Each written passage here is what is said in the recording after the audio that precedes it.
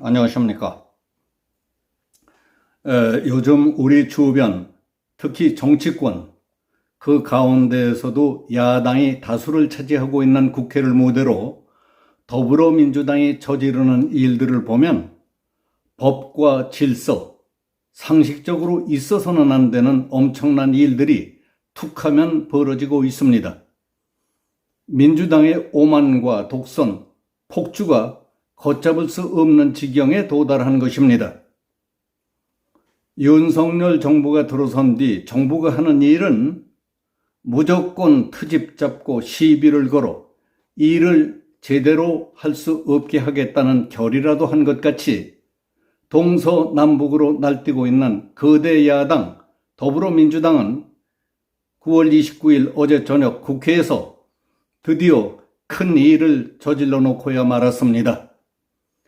국민의힘 의원들이 불참 선언을 하고 본회의장을 퇴장한 가운데 더불어민주당은 단독으로 박진 외교부 장관에 대한 해임 건의안을 통과시킨 겁니다. 표결 결과는 찬성 168표, 반대 1표, 기권 1표였습니다. 민주당이 박진 외교부 장관에 대한 해임 건의안을 국회에 제출한 이유는 윤석열 대통령의 순방 외교 논란의 책임을 묻겠다는 겁니다. 그러나 그런 이유는 앞뒤도 안 맞고 논리에도 맞지 않을 뿐더러 국민 대다수가 납득할 수도 없는 어거지입니다. 윤석열 정부 장관들 가운데 특히 눈에 띄는 능력과 성과를 올리고 있는 장관들부터 어거지로 끌어내리겠다는 심보와 질투가 작용하고 있는 것이 아닐까 하는 생각이 듭니다. 대통령, 장관 등 정부와 여야 정치권 등 모두가 힘을 합쳐 열심히 해서 국가와 국민에게 보탬이 되게 하겠다는 것이 아니라 일 잘하는 사람, 열심히 국정에 이바지하는 정부 관계자들의 의욕과 의지를 꺾어놓겠다는 망국적 심보가 작용하고 있는 것 같아서 오히려 심각한 문제요, 걸림돌이 되고 있다는 생각이 듭니다. 이제는 많은 사람들이 눈치를 챈 것이지만은 바로 그런 이유로 민주당이 무슨 수를 써서든지 손을 봐야겠다는 장관은 한동훈 법무부 장관 아닙니까? 자기에게 맡겨진 국정 문제점과 해결 방안에 대한 분명한 해법을 마련하고 누가 뭐라고 하든지 흔들림 없이 헤쳐나가는 모습을 보며 기겁을 해버린 겁니다. 국회 법사위를 비롯해서 곳곳에 있는 판사, 검사, 변호사 출신 의원들과 말 꽤나 하며 난척한다는 민주당 국회의원들 수십 명이 동원돼서 한동훈을 잡으려고 몇 달째 씨름을 하고 있지만 떼거지로 덤벼봤자 어디 하나나 상대가 되던가요? 자기들만 우스운 꼴이 되지 않습니까? 멋모르고 호기롭게 정면으로 들어오는 놈은 머리로 받아치거나 이빨로 차근차근 씹어버립니다. 몰래 뒤에서 공격하는 놈이나 옆에서 들어오는 놈들은 앞발, 뒷발, 옆발로 후려치기만 해도 중상을 입고 나동거라지는 판에 모두 주눅이 들어버리고 기가 죽지 않았습니까? 최근에는 웬 여자 국회의원 하나가 군인들 팬티값 예산을 깎았다며 병사들이 팬티도 못 입게 된 것처럼 아글아글 써봤지만은 잘 알지도 못하고 흥분한 게 탄로 나는 바람에 웃음거리가 돼버렸습니다. 조달청 입찰로 전보다 훨씬 적은 예산으로 더 좋은 팬티를 입히게 돼 오히려 예산을 절감하게 됐다는 사실이 밝혀지자 그 여자 국회의원은 웃음거리가 됐고 입에 올리기 민망한 별명만 얻었다고 하지 않습니까?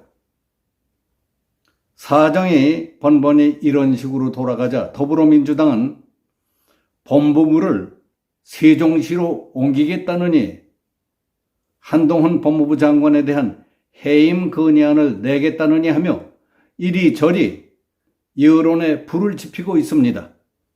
민주당의 집요한 이런 움직임과 관련해 한 장관은 다음과 같이 말했습니다. 다수당이 힘으로 탄핵을 하겠다고 하면 당당하게 절차에 임하겠습니다. 그러나 정치가 국민을 지키는 도구여야지 정치가 수사를 받는 정치인을 지키는 도구여서는 안 된다고 생각합니다. 이재명 민주당 대표를 탄압하려는 시나리오가 있고 그 배후에 장관이 있다는 주장이 야당에서 나오는 것과 관련해서는 저를 너무 과대평가하는 것 같다고 일축해버렸습니다. 검찰이 이재명 민주당 대표를 허위사실 공포 혐의, 공직선거법 위반으로 고발한 데 대해 없는 죄를 덮어 씌우는 것은 안 된다는 것은 제가 직접 당해봐서 잘 압니다. 절대 안 됩니다. 하지만 있는 죄를 덮어달라는 것은 전혀 다른 얘기입니다. 범죄 수사를 받던 사람이 다수당의 대표가 됐다고 해서 만약 죄가 있더라도 덮어달라고 한다면 국민 중에 누가 수긍할 수 있겠습니까? 검찰과 경찰이 공정하고 투명하게 수사할 것이라고 생각한다고 말했습니다. 그리고 다수당의 책임 있는 정치인들이 한 달 넘게 저에 대한 탄핵을 돌아가면서 말씀하시는데 탄핵이라는 말이 그렇게 가볍게 반복해서 쓸 수 있는 말인지 의문이 듭니다. 어떤 사유로 저를 탄핵하시겠다는 건지는 들어보지 못했습니다. 저는 깡패나 마약 그리고 부패 정치인들의 범죄를 수사해서 국민을 범죄로부터 보호하겠다는 것이 탄핵 사유가 되는지는 국민들께서 판단하실 거라고 생각한다고 말해서 민주당 측을 머쓱하게 만들었습니다. 박진 외교부 장관의 경우를 알아보겠습니다. 국민의힘 국제위원장을 맡고 있는 태영호 의원은 성명서를 통해 지금 우리 대한민국은 북한의 7차 핵실험과 미국의 인플레이션 감축법, 미국 11월 중간선거, 새로운 공급망 형성, 일본 강제징용 문제, 대만 해협 위기 등 언제 어디서 터질지 모를 시한폭탄과 지뢰밭 속에서 해법을 찾아야 합니다. 이런 중차대한 시기에 최고의 전문성을 지닌 폭발물 처리반 반장을 해고한다는 것은 망국적 조치라고 반발하고 나왔습니다. 박 장관은 윤석열 대통령이 우리 국격을 드높일 수 있는 외교를 펼 수 있도록 조력한 훌륭한 조언자, 방조자, 안내자이기도 합니다. 윤 대통령은 취임하자마자 양자 무대가 아니라 나토 정상회담, 영국 여왕 장례식, UN 총회와 같은 다자 무대로 담대하게 나섰습니다. 윤 대통령이 이렇게 다자 외교 무대로 나갈 수 있었던 것은 박 장관의 업무 능력에 대한 신뢰가 있었기 때문입니다. 새 정부 출범 후 지난 5개월 동안 박진 장관은 역대 어느 정부의 장관도 이루지 못했던 것을 성취한 능력 있는 인사라는 것을 민주당도 속으로는 인정할 겁니다. 박 장관은 문재인 정부 외교의 전략적 모호성을 털어버리고 전략적 명료성을 택했습니다. 한미 수교 140년 동안 몇 차례 없었던 미국 대통령의 선방한을 이루어냈고 한미 정상 간 신뢰를 완전히 회복시켰습니다.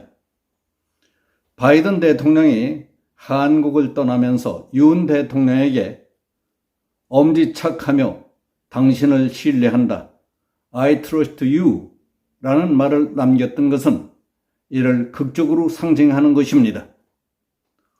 박 장관의 성과로 한미 연합훈련 실시, 성주 사드기지 정상화, 한미 확장 억제 전략 협의체 재가동, 미국 항공모함의 부산항 입항, 중국 전인민대표대회 상무위원장의 방한, 강제징용 현금화 문제를 해결하기 위한 민관협의체 출범, 한일 정상회담과 외교장관 회담 성사 등을 이루었습니다.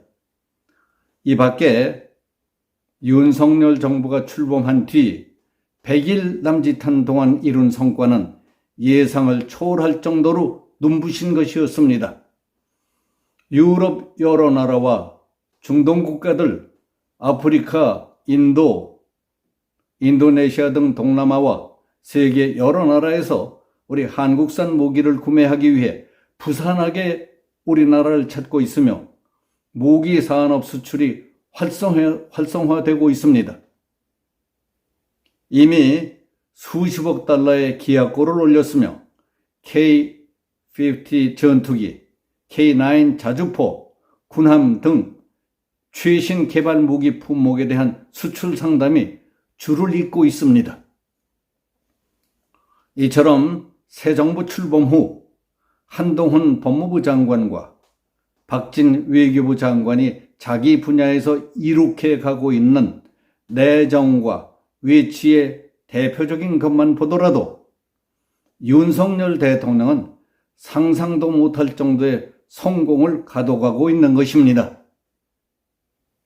이에 조급해진 더불어민주당은 하루속히 윤석열 정부를 쓰러뜨리기 위해 국내외의 모든 역량과 끈앞을까지 연대해 제2의 탄핵, 윤석열 쓰러뜨리기에 총출동하는 비상사태에 돌입한 것이라고 해석하는 정치 분석가들이 많이 있습니다.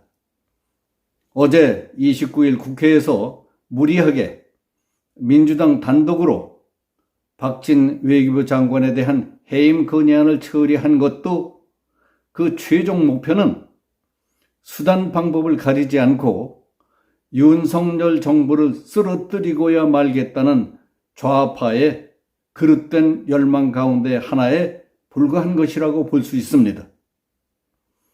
저들은 앞으로 무슨 일을 저지를지 국민 모두가 정신 바짝 차리고 경계태세를 갖추지 않는다면 대한민국은 다시 회복할 수 없는 나락으로 추락할 가능성이 있지 않을까 우려됩니다. 모두 정신 차리고 하나로 똘똘 뭉쳐야 할 때입니다. 여기서 마치겠습니다. 감사합니다.